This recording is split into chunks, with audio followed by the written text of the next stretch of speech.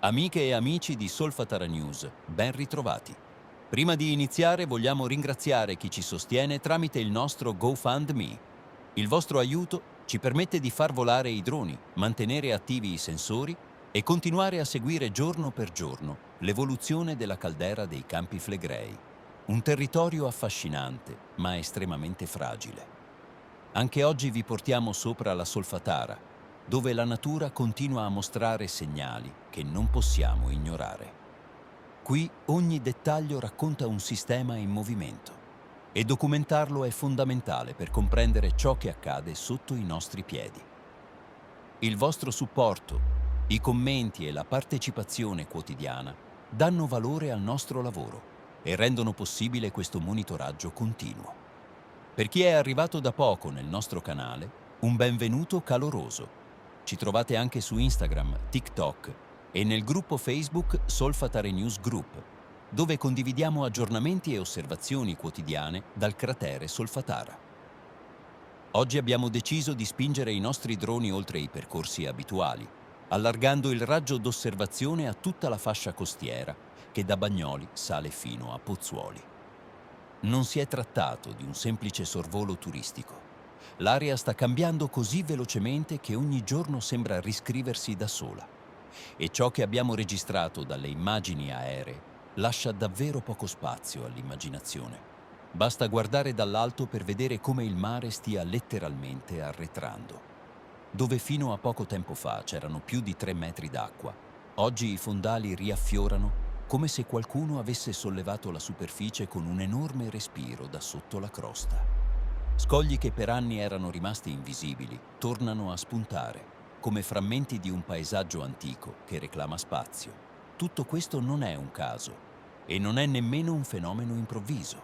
Il bradisismo continua a sollevare il suolo con una costanza quasi inquietante, circa 2,5 cm al mese. Una cifra che sembra piccola finché non la si vede applicata al territorio. È come osservare una città che lentamente si stacca dalla sua stessa geografia. Le nuove spiaggette formate negli ultimi mesi ne sono la prova più evidente. Lembi di sabbia sorti dal nulla, dove prima le onde si infrangevano sugli scogli di protezione. E c'è un'altra cosa che abbiamo documentato con i droni: le emissioni di gas che a Bagnoli arrivano direttamente in spiaggia. Non stiamo parlando di piccoli sbuffi innocui. In alcuni tratti la sabbia è calda e l'acqua del mare, anche in pieno inverno, ha temperature anomale. Chi passeggia ignaro ci passa accanto senza sapere che proprio sotto i propri piedi si muove un sistema vulcanico tutt'altro che silenzioso. La superficie sembra tranquilla, ma le termocamere e i sensori raccontano una storia completamente diversa. Dalla costa ci siamo poi diretti verso la zona che ormai è diventata il cuore pulsante del nostro monitoraggio quotidiano: la fumarola Pisciarelli. Anche oggi la scena è stata impressionante. L'attività idrotermale non solo non si attenua, ma appare sempre più vigorosa. I getti di fango sono violenti, continui, e le colonne di vapore si addensano come se il terreno stesse buttando fuori tutta l'umidità accumulata nel sottosuolo. Misurando la temperatura abbiamo registrato 101 gradi centigradi, un valore che mantiene la tendenza al rialzo che vi mostriamo nel grafico incluso nel video. La zona vibra, respira, ribolle. Sembra un organismo vivente che non riesce a contenere l'energia interna e cerca in ogni modo di sfogarla all'esterno. Sul fronte sismico la giornata non è stata affatto tranquilla. Dopo 2 giorni di calma, che già avevamo definito ingannevole, sono tornate piccole scosse, superficiali ma percepibili. È proprio la loro superficialità a renderle così secche e improvvise, quasi come se venissero da pochi metri sotto i piedi. Periodi di silenzio come quello appena passato non devono essere interpretati come segnali positivi. Storicamente sono i preludi degli sciami più intensi, e chi vive qui lo sa bene.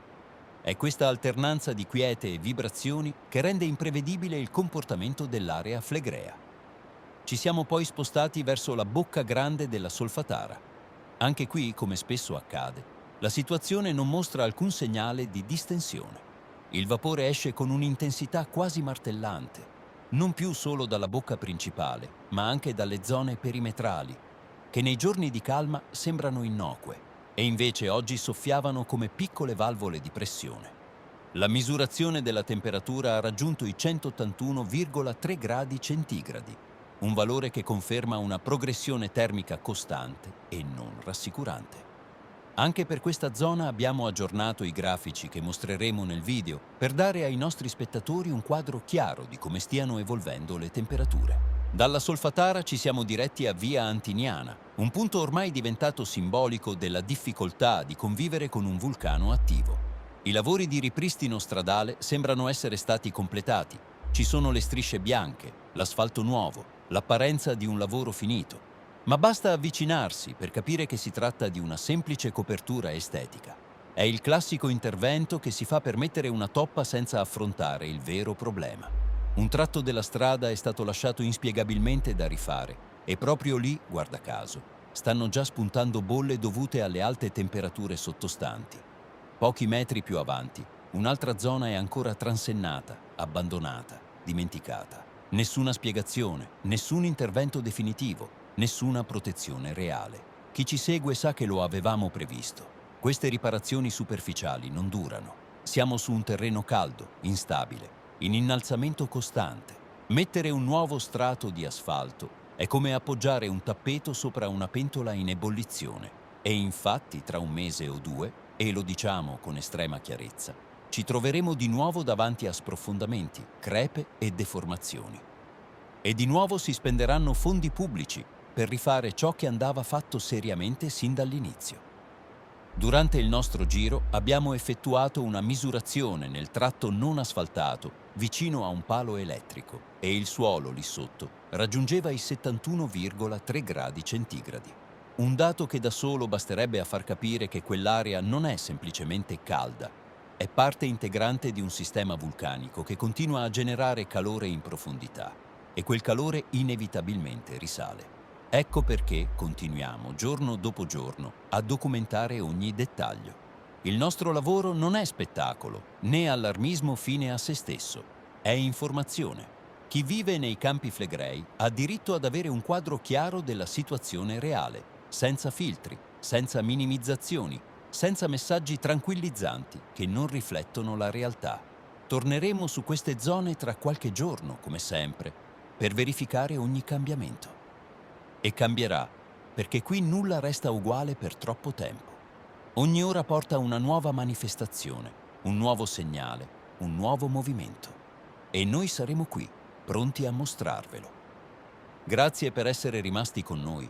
Continuate a seguire il video fino alla fine, perché ogni immagine che vi mostriamo racconta una parte fondamentale di ciò che sta accadendo nei Campi Flegrei.